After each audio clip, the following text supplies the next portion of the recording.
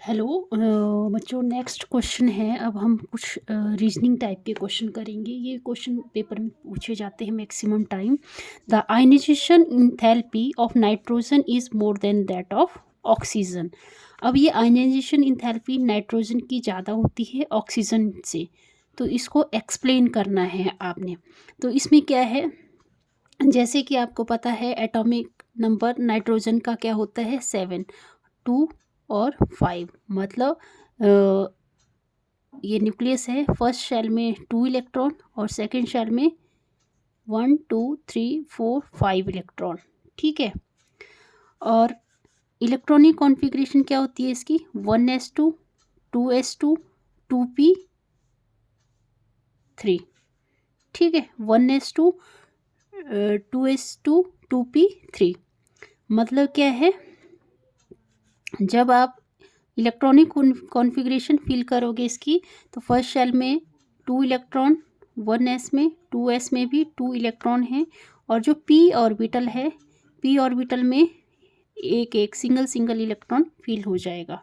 तो ये क्या शो कर रहा है, p ऑर्बिटल में मैक्सिमम कितने इलेक्ट्रॉन आ सकते हैं, 6 इलेक्ट्रॉन आ सकते हैं। पर नाइट्रोजन के केस में कितने इलेक्ट्रॉन है, यहाँ पे 3 इलेक्ट्रॉन है। ठीक है, तो ये क्या हो रहा है, यहाँ पे half filled electronic configuration follow कर रहा है नाइट्रोजन। ठीक है। और वैसे ही ऑक्सीजन के केस में देख लेते हैं, atomic number 8, electronic configuration 1s2 2s2 2p4। ठीक है। यहाँ पे इलेक्ट्रॉनिक कॉन्फ़िगरेशन, यहाँ पे देखो मैं ये शेल बना लेती हूँ। फर्स्ट शेल में 2 इलेक्ट्रॉन और सेकंड शेल में कितने इलेक्ट्रॉन आ रहे हैं, 6 इलेक्ट्रॉन, 1 2 3 4 5 और ये 6। ठीक है, तो फिल करेंगे इसको। 1s में 2 इलेक्ट्रॉन और 2s में भी 2 इलेक्ट्रॉन, और p ऑर्बिटल में पहले तो हम सिंगल फिल्ड करते हैं फिर डबल। तो ये तो मतलब इसमें क्या हो रहा है, इलेक्ट्रॉन रिपल्सन भी हो रही है। ठीक है। तो अगर हमने रीज़न देना है तो कैसे लिखेंगे हम पेपर में, ये तो मैंने बता दिया आपको कि ऐसे ऐसे होगा। अब पेपर में कैसे लिखोगे आप, nitrogen has higher ionization enthalpy than oxygen. ठीक है,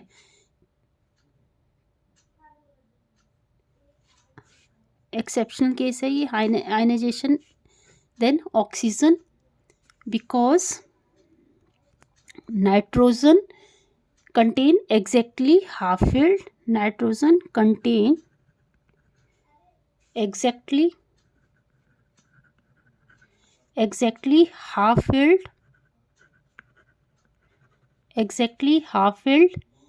p orbital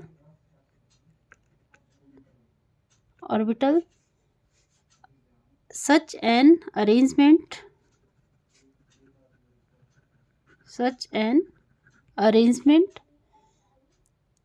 gives extra stability give extra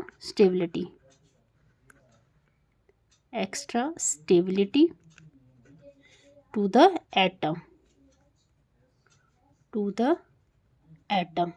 ठीक है, एज ए रिज़ल्ट, और यहाँ से इलेक्ट्रॉन निकालना मुश्किल होता है। जो भी स्टेबल होता है वहाँ क्या होता है, जैसे ये नाइट्रोजन है, नाइट्रोजन क्या है, हाफ फील्ड है, स्टेबल है, तो यहाँ से इलेक्ट्रॉन निकालना बहुत मुश्किल होता है। तो इसमें ज़्यादा एनर्जी यूज़ करनी पड़ती है।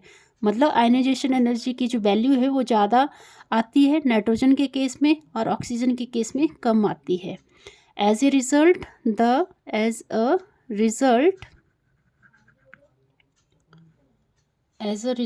the removal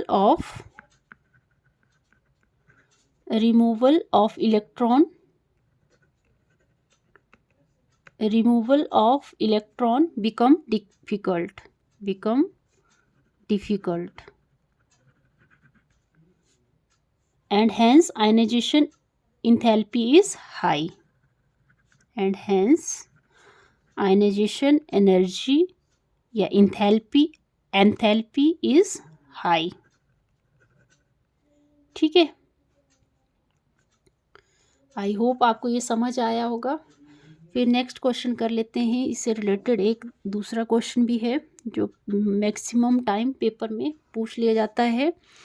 why ionization enthalpy of beryllium is more than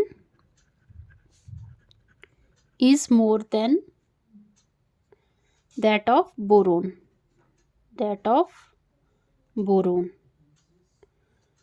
ठीक है। अब आपको पता है बेरिलियम एटॉमिक नंबर होता है 4, आयनाइजेशन इलेक्ट्रॉनिक कॉन्फ़िगरेशन होगी 1s2 2s2, और बोरोन के केस में एटॉमिक नंबर होता है 5, इलेक्ट्रॉनिक कॉन्फ़िगरेशन होती है 1s2 2s2 और 2p1। ठीक है, मतलब बेरिलियम के केस में ये पॉजिटिव चार्ज 2 इलेक्ट्रॉन यहाँ फिल होंगे और 2 इलेक्ट्रॉन सेकेंड शेल में फिल होंगे, और यहाँ पे 2 इलेक्ट्रॉन फर्स्ट शेल में और सेकेंड शेल में 3 इलेक्ट्रॉन 1 2 3। ठीक है, अब आप खुद ही देखो कि यहाँ पे देखो s ऑर्बिटल में मैक्सिमम 2 इलेक्ट्रॉन फिल कर सकते हैं। ठीक है, तो ये s ऑर्बिटल यहाँ पे कम्प्लीटली फील्ड है। ठीक है, फुली फील्ड है, तो जो फुली फील्ड होते हैं उसकी स्टेबिलिटी ज़्यादा होती है। और यहाँ पे जैसे पेनिट्रेशन इफेक्ट भी पढ़ा था आपने कि आयनाइजेशन एनर्जी जो है वो डायरेक्टली प्रोपोर्शनल किसके होती है, पेनिट्रेशन के।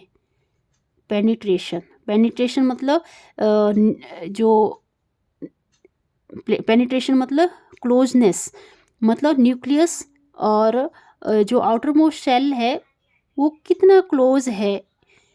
ठीक है, जैसे कि हमें पता है न्यूक्लियस और जो एस ऑर्बिटल है वो सबसे क्लोज होता है, फिर पी ऑर्बिटल उससे कम क्लोज होता है। ठीक है, इस तरह से तो आयनाइजेशन डायरेक्टली प्रोपोर्शनल किसके होती है, पेनिट्रेशन के। तो यहाँ पे अगर हमने एक्सप्लेन करना है तो कैसे लिखेंगे, अगर हमें पेपर में आ गया ये क्वेश्चन तो हाउ टू सॉल्व। तो जैसे कि आपको पता है हमने पहले तो ये बेरिलियम और बोरोन की इलेक्ट्रॉनिक कॉन्फ़िगरेशन लिख देनी है, और beryllium has fully filled s orbital,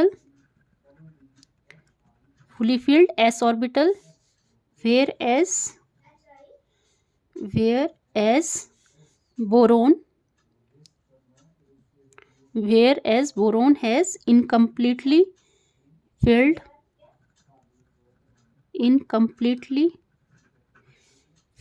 p orbital,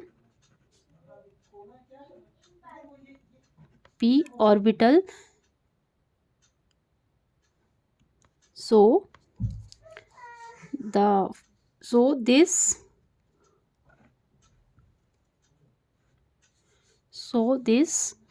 fully filled electronic configuration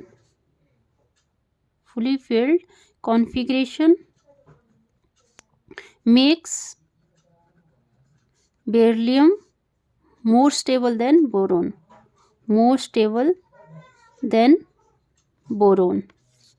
ठीक है, और दूसरा रीज़न क्या हो सकता है, एक तो लिख दिया आपने कि कम्प्लीटली फील्ड ऑर्बिटल होते हैं एस ऑर्बिटल में। दूसरा रीज़न क्या हो सकता है इसका, क्योंकि सेकंड रीज़न क्या हो सकता है, S electrons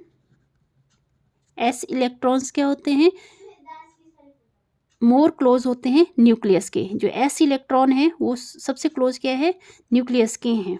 S electrons are more closure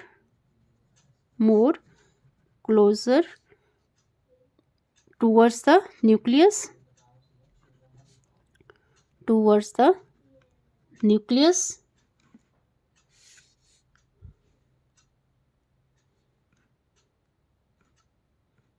s electron more closer towards the nucleus, therefore s electrons of beryllium show more penetration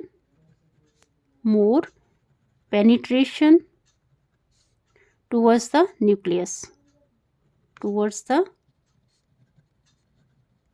nucleus.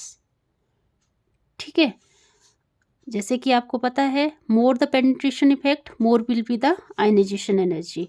मतलब आयनाइजेशन एनर्जी के डायरेक्टली प्रोपोर्शनल होते हैं पेनिट्रेशन। मतलब जितनी ज़्यादा आयनाइजेशन एनर्जी होगी उतनी ही ज़्यादा पेनिट्रेशन होगी। More the penetration effect more will be the ionization energy. Hence beryllium has more ionization enthalpy than boron।